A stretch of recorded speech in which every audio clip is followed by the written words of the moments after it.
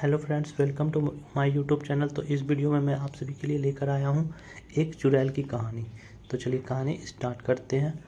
किसी गांव में रामू नाम का एक हलवाई रहता था। वह बहुत ही मेहनती और ईमानदार व्यक्ति था।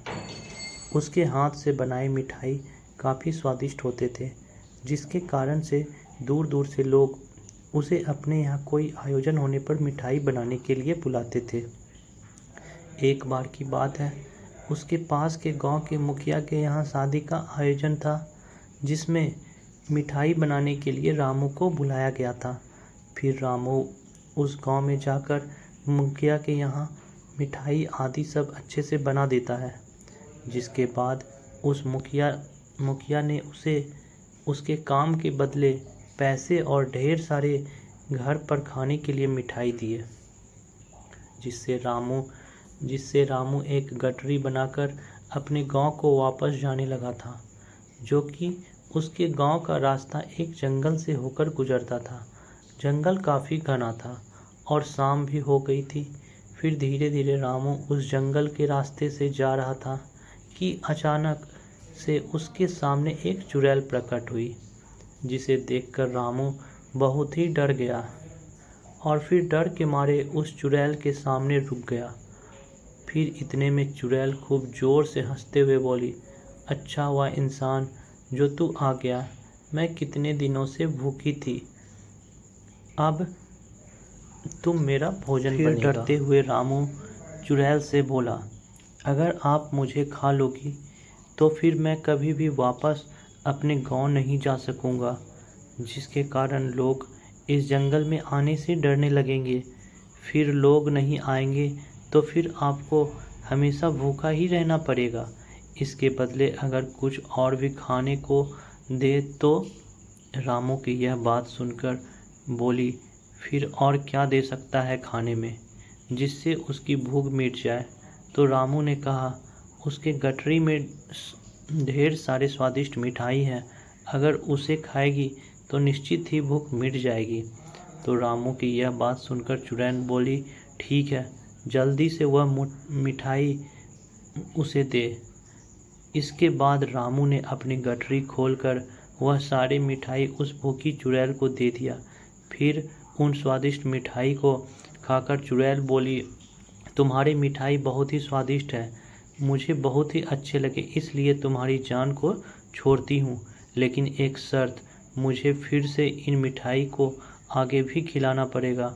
तो रामू बोला, वह बहुत ही गरीब है, इसको बनाने के लिए ढेर सारे पैसे चाहिए, फिर वह इतने सारे पैसे कहाँ से लेकर आएगा जिससे वह मिठाई बना सके।